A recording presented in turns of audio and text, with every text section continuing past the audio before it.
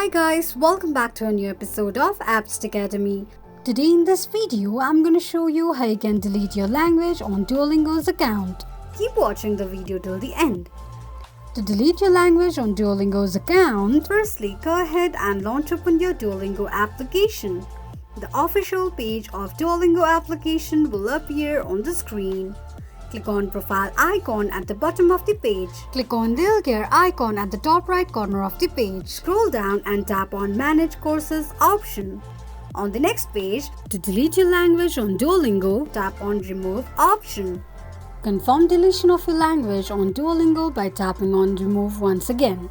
This is how you can delete your language on Duolingo's account quickly and easily just in few steps. If you have any thoughts or queries, let us know in the comments section. Don't forget to subscribe to our channel. Also press the notification bell icon so that YouTube will notify you whenever we post a new video. I hope this video was helpful to you. Thank you so much for watching.